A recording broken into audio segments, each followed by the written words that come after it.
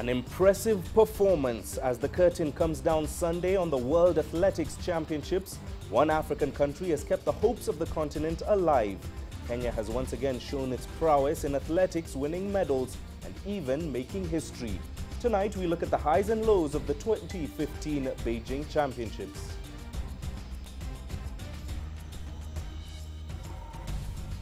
Hello and a very warm welcome to Match Point, the program here on CCTV Africa that focuses on all things African sport from the continent and beyond. I'm Mahia Mutwa. It's great to have you with us. Coming up in the next half hour, teams ramp up preparations ahead of next week's All Africa Games. And banking on Africans, Spanish La Liga side Granada pins hopes on African players. So now the curtain is set to come down on the 15th edition of the IAAF World Athletics Championships tomorrow. 47 events will have taken place in the span of 8 days in Beijing's iconic Bird's Nest Stadium, with more than 200 nations participating. This year's edition was one to remember for many delegations, including from Africa. We begin tonight with some of the highlights of the championships ahead of the final day and closing ceremony tomorrow. The 2015 edition of the World Championships wasted no time in putting medals up on offer, with the men's marathon getting the competition started. There were high hopes for East African runners, with reigning Olympic marathon champion Stephen Kiprotich of Uganda and Kenya's world record holder Dennis Kimeto lining up at the start. But they were all in for a surprise as Eritrean Gime Gebreselassie breezed through the field to claim the tournament's first gold, but more importantly, the first gold for his country at any World Championships. The men's 100 meters is always one of the most anticipated events at any athletics event, and this year has pitted two runners at opposite ends of the spectrum. At one hand was American Justin Gatlin, widely vilified due to his recent return from suspension due to doping, while on the other hand was Jamaican sprinter and poster boy for the sport in recent years, Usain Bolt.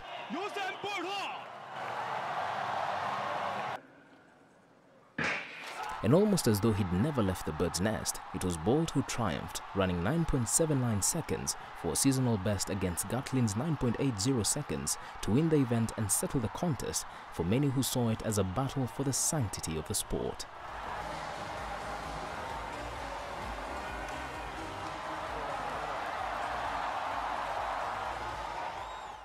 With Kenya under the media spotlight and the focus remaining on the country's long-distance runners, very few would have expected any medal position from 400 meters hurdler Nicholas Kibet. But that is just what he did, running a world-leading time of 47.79 seconds in the outside lane to victory.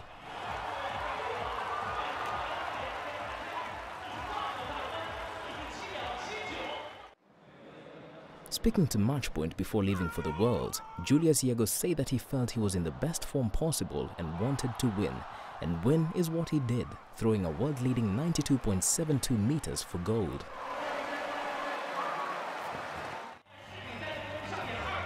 Finally, the focus may have been on the Bolt-Gatlin showdown in the 200 meters men's final, but one runner who benefited from that rivalry is South African Anaso Jobodwana. With the two heavyweights battling for gold, the young 23-year-old from the Eastern Cape was only beaten by the two sprinters to take an impressive bronze in the distance, running 19.87 seconds, a new South African record.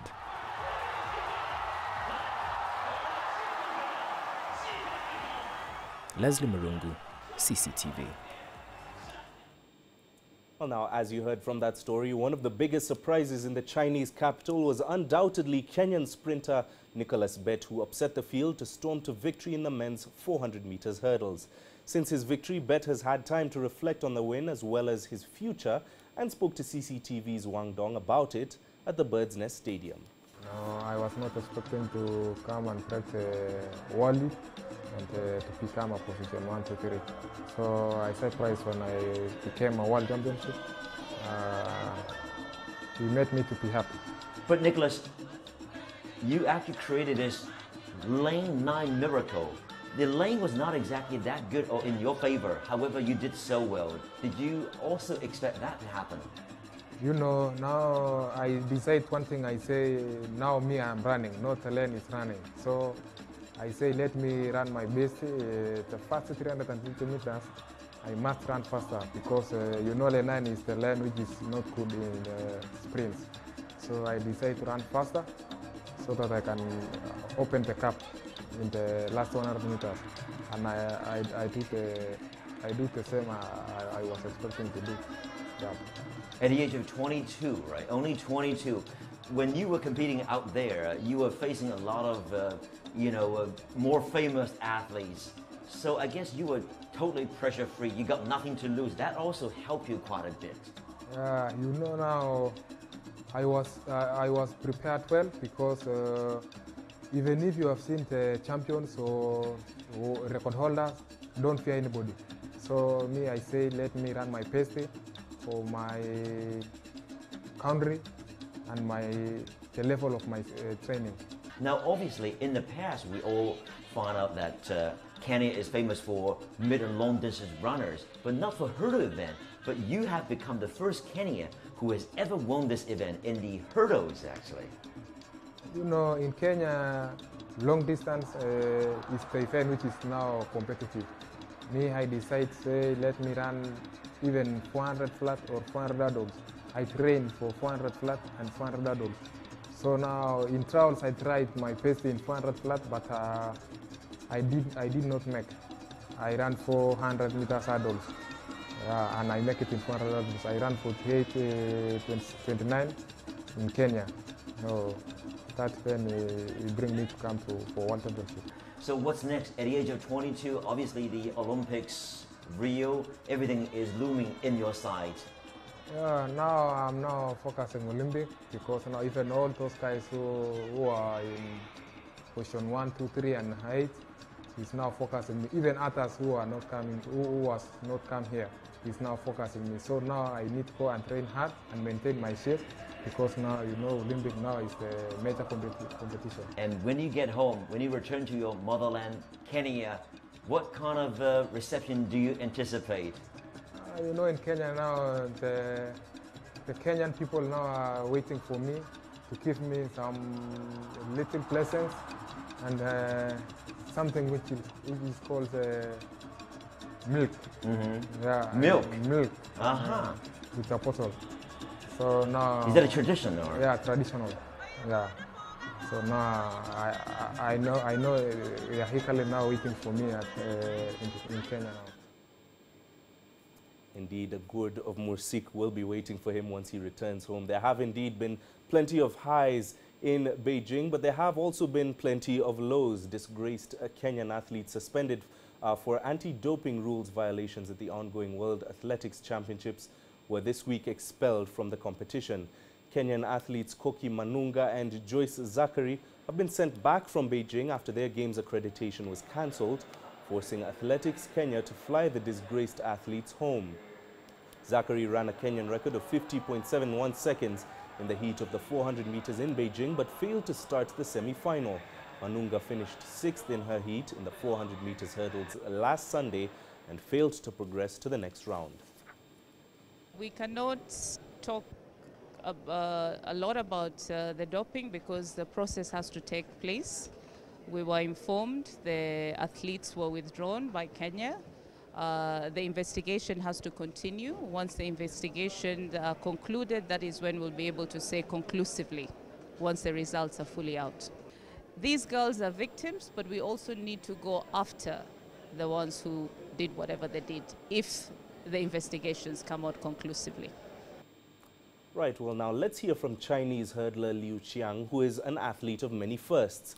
Now retired but very actively involved in the 2015 Beijing World Athletics Championships, he is the first man from China to win an Olympic gold medal in track and field and a former world record holder. Let's listen in.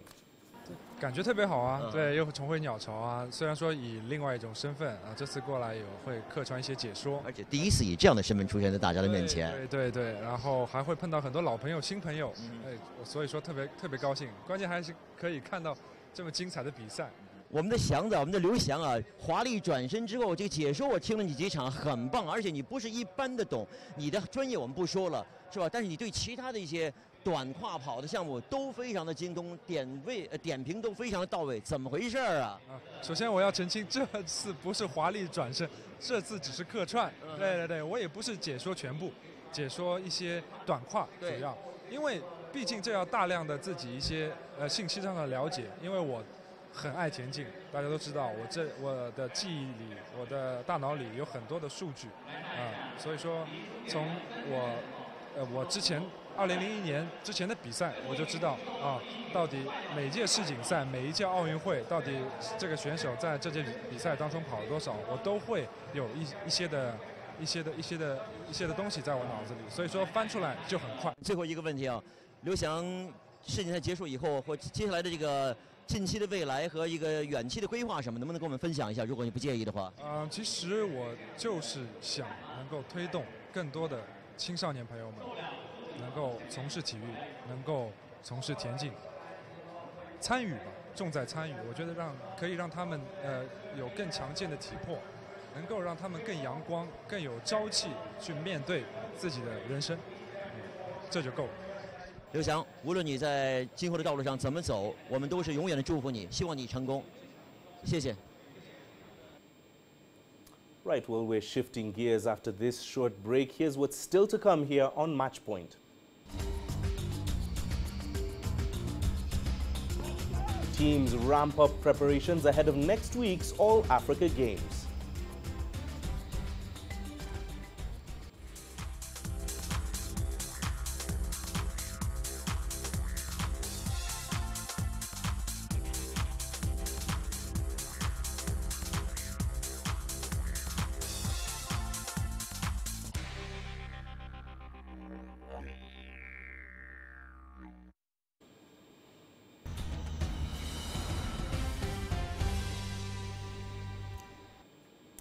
Right, let's get you some motorsport news now. Jaspreet Chate is the African Rally champion after winning the Pearl of Africa Rally in Uganda this evening.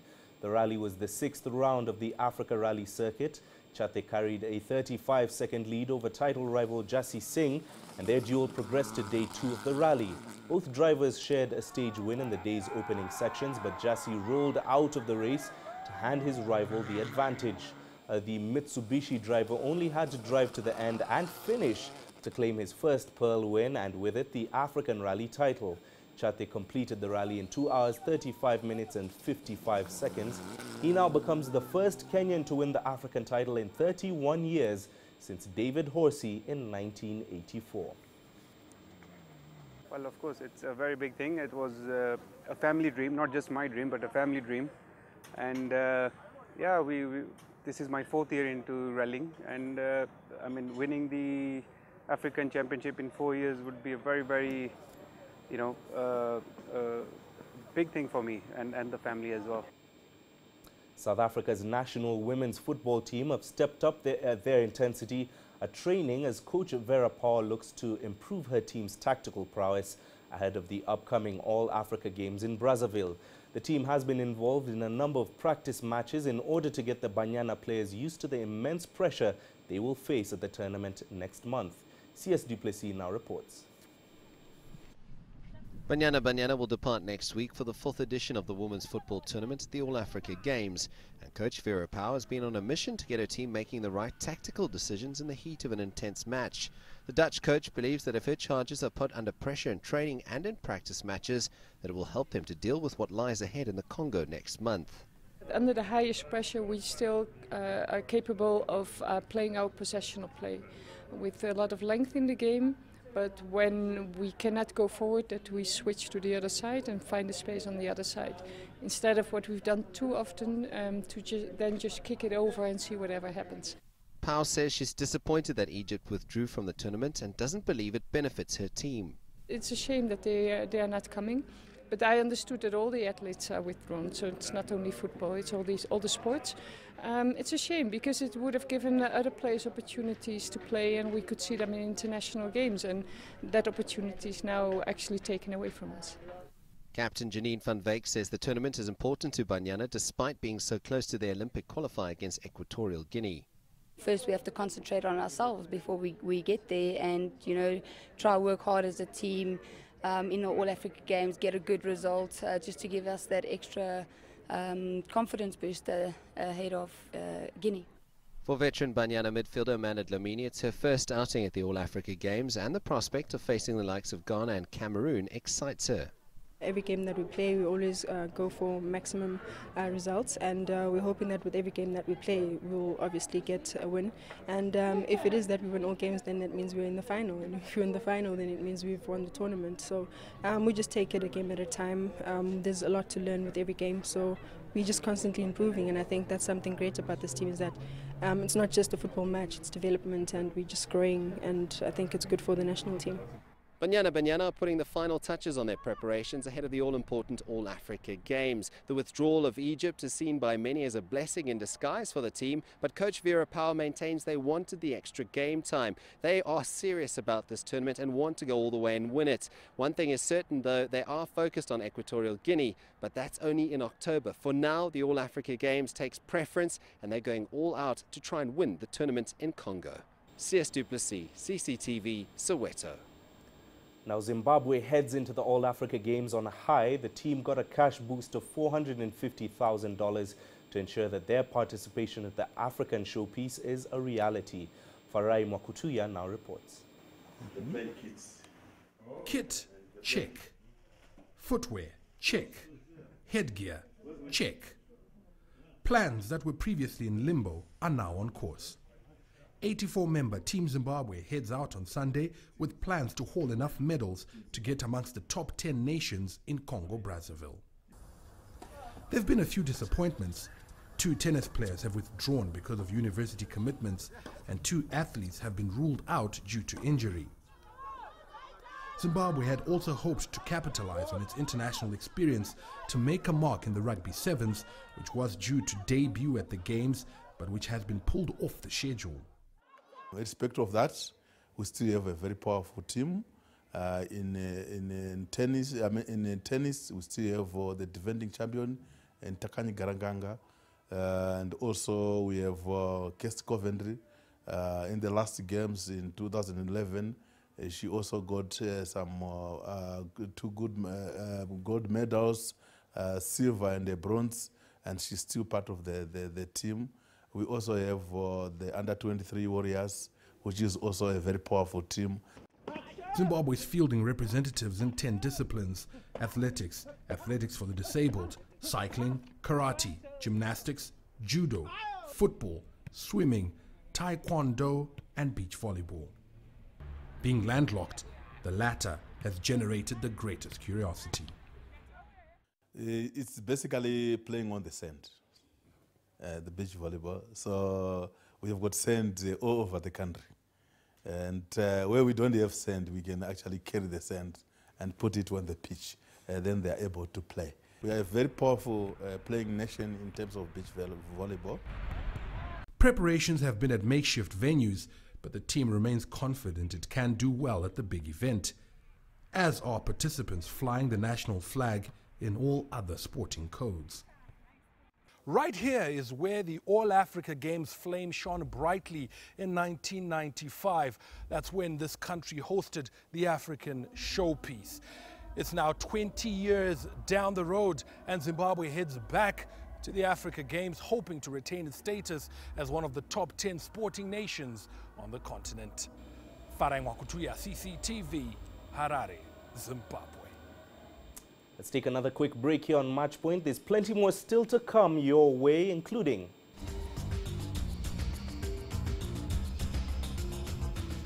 banking on Africans, Spanish La Liga side Granada pins hopes on African players.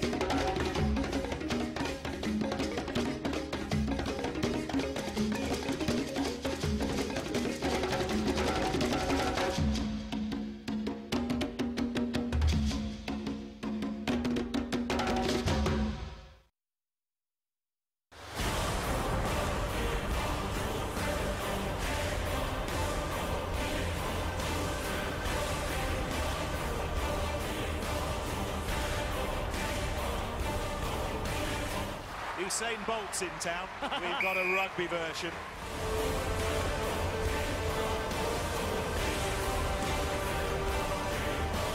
I'm not sure what sort of a dance that is. Kiranesh Dibaba of Ethiopia wins 10,000 metres gold.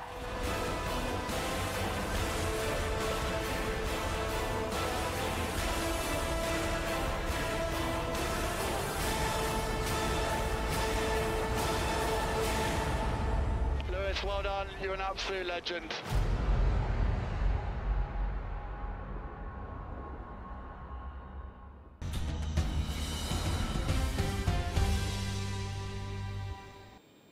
Welcome back. Let's talk football now. And any football fan will tell you that over the past years, some of Africa's finest players have dazzled in Spain's La Liga.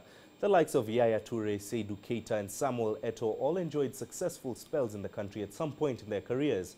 But one La Liga club is looking to take the Spanish Africa link to a whole new level, as our correspondent Dan Williams now reports. Supporters of Granada have had little to cheer about over the years. But that is something the club's owners are looking to change, and they hope the answer to future success lies in Africa. The club now have 8 African players on their books, including 5 in the first team squad. Nigeria's 19-year-old striker, Isaac Success, is one of them. He believes the coaching in Spain has only made him a better player. In Europe, they are more technical, and in Africa, it's all about strength. And I think since I came to Europe, I've learned a lot of things which I've not been able to chance to learn in Africa. Since I've been here in Europe, I think I started living a life as a professional. And since they're more technical than me, so I think now I'm more better than before. In truth, Granada's history is far from impressive. They've yet to win a major trophy, but the club hope that this new policy of finding and then nurturing some of Africa's top talent will help give them the edge. Granada's sporting director, Juan Carlos Cordero, is confident fans will soon see the benefits of the new direction. I think the future is about being able to find African players, and also economically, because right now it's important above all to discover them when they are young. Grenada can't bid for players who've already succeeded in Spain. The market doesn't allow me to do that. I have to try to discover them when no one else has. For me, the African market, like others of course, like the South American one, I have to try to find them right at the start, when they're just starting to develop, when you can see they could have an important future. Gabon's Yorondo Massavu King recently joined the club from France. He feels it's just a matter of time before more African talent follows. I think that those who come to Europe can bring something new to the team, certainly physically. Spanish players are smaller with much more speed. African players are tougher. I think if more come from abroad to play in Spain, it brings some new dimension to the game here. The African players know they too have a role to play as they look to inspire other African hopefuls to follow in their footsteps. I'm just hoping to see young African players like me in Europe, that will always give me joy, like mostly my teammates in the 17 and on the 20 World Cup.